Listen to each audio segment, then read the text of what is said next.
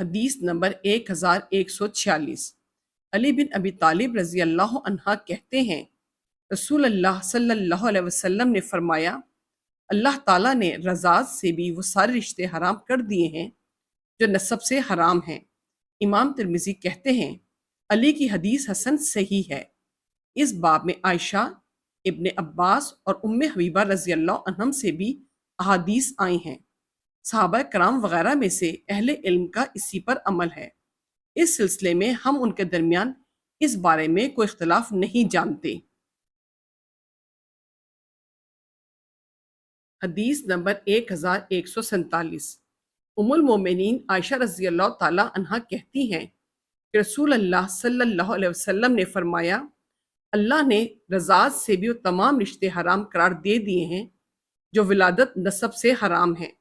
امام ترمذی کہتے ہیں، یہ حدیث حسن صحیح ہے۔ صحابہ وغیرہ میں سے اہل علم کا اسی پر عمل ہے۔ ہمیں نہیں معلوم کہ ان کے درمیان اس بارے میں کوئی اختلاف ہے۔ حدیث نمبر 1148۔ ام المومنین عائشہ رضی اللہ عنہا کہتی ہیں کہ میرے رضائی چچا آئے، وہ مجھ سے اندر آنے کی اجازت مانگ رہے تھے تو میں نے انہیں اجازت دینے سے انکار کیا، یہاں تک کہ میں رسول اللہ صلی اللہ علیہ وسلم سے اجازت لے لوں۔ تو رسول اللہ صلی اللہ علیہ وسلم نے فرمایا، وہ تیرے پاس آ سکتے ہیں کیونکہ وہ تیرے چچا ہیں۔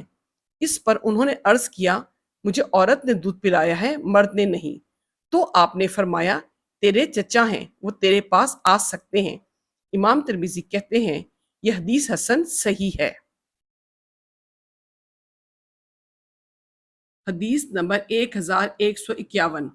عقبہ بن حارث رضی اللہ عنہ کہتے ہیں کہ میں نے ایک عورت سے شادی کی تو ایک کالی کلوٹی عورت نے ہمارے پاس آ کر کہا، میں نے تم دونوں کو دودھ پلایا ہے۔ میں نے نبی اکرم صلی اللہ علیہ وسلم کے پاس آ کر عرض کیا کہ میں نے فلاں کی بیٹی فلاں سے شادی کی ہے۔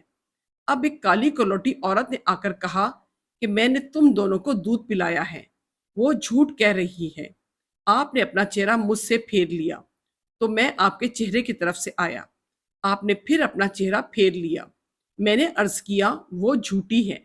آپ نے فرمایا، یہ کیسے ہو سکتا ہے جب کہ وہ کہہ چکی ہے کہ اس نے تم دونوں کو دودھ پلایا ہے، اپنی بیوی اپنے سے علیحدہ کر دو۔ امام ترمذی کہتے ہیں، عقبہ بن حارث رضی اللہ عنہ کی حدیث حسن صحیح ہے۔ اس حدیث کو کئی اور بھی لوگوں نے ابن ابی ملیکہ سے روایت کیا ہے اور ابن ابی ملیکہ نے عقبہ بن حارث سے روایت کی ہے۔ صحابہ کرام وغیرہ میں سے بعض اہل علم کا اسی حدیث پر عمل ہے۔ انہوں نے رضاعت کے سلسلے میں ایک عورت کی شہادت کو درست قرار دیا ہے۔ ابن عباس رضی اللہ عنہما کہتے ہیں، رضاعت کے سلسلے میں ایک عورت کی شہادت جائز ہے، لیکن اس سے قسم بھی لی جائے گی۔ احمد اور اسحاق بن راہویہ بھی اسی کے قائل ہیں، اور بعض اہل علم نے کہا ہے کہ ایک عورت کی گواہی درست نہیں جب تک کہ وہ ایک سے زائد نہ ہو۔ یہ شافعی کا قول ہے۔ وکیع کہتے ہیں، ایک عورت کی گواہی فیصلے میں درست نہیں، اور اگر ایک عورت کی گواہی سن کر وہ بیوی سے علیحدگی اختیار کر لے تو یہ عین تقویٰ ہے۔ حدیث نمبر 1152۔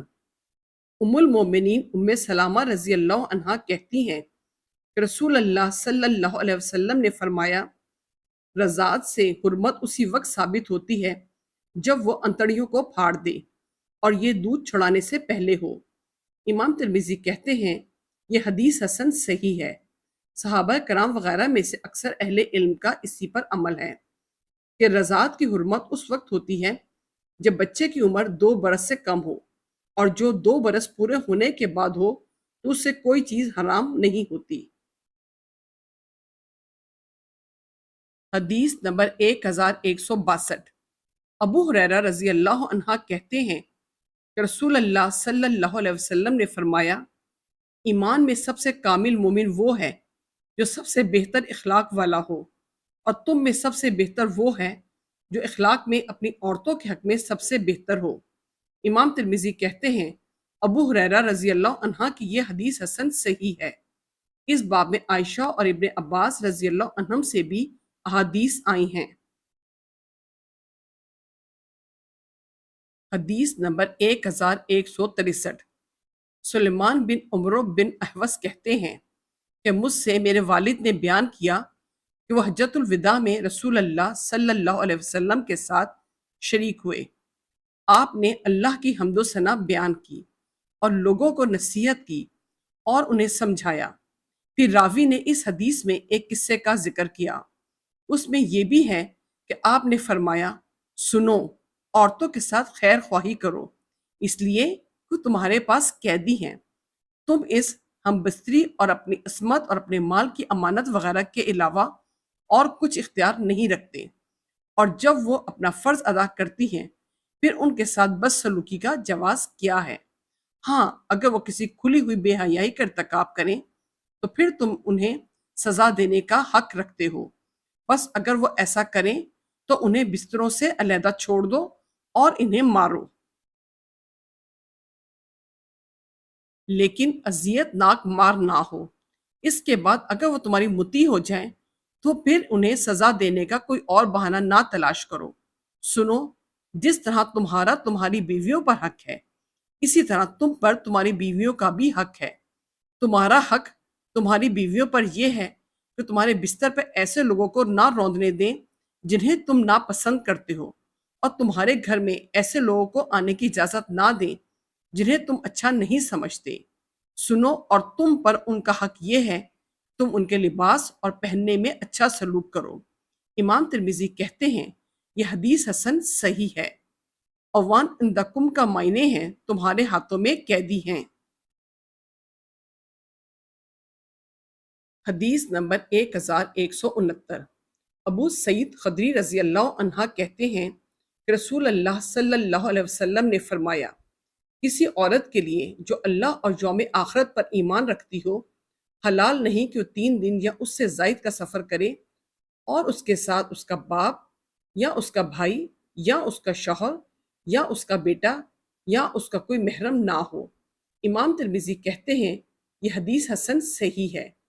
اس باب میں ابو ہریرہ، ابن عباس اور ابن عمر رضی اللہ عنہم سے بھی احادیث آئی ہیں۔ نبی اکرم صلی اللہ علیہ وسلم سے یہ بھی مروی ہے کہ آپ نے فرمایا عورت 1 دن اور 1 رات کی مسافت کا سفر کسی محرم کے بغیر نہ کرے۔ اہل علم کا اسی پر عمل ہے، وہ عورت کے لیے درست نہیں سمجھتے کہ محرم کے بغیر سفر کرے۔ اہل علم کا اس عورت کے بارے میں اختلاف ہے جو حج کی استطاعت رکھتی ہو لیکن اس کا کوئی محرم نہ ہو تو حج کرے یا نہیں۔ بعض اہل علم کہتے ہیں اس پر حج نہیں ہے، اس لیے کہ محرم بھی اللہ تعالیٰ کے ارشاد میں استطاعت سبیل میں داخل ہے۔ وہ کہتے ہیں کہ جب اس کا کوئی محرم نہ ہو تو وہ استطاعت سبیل نہیں رکھتی۔ یہ سفیان ثوری اور اہل کوفہ کا قول ہے۔ اور بعض اہل علم کہتے ہیں کہ جب راستہ معمون ہو تو وہ لوگوں کے ساتھ حج میں جا سکتی ہے۔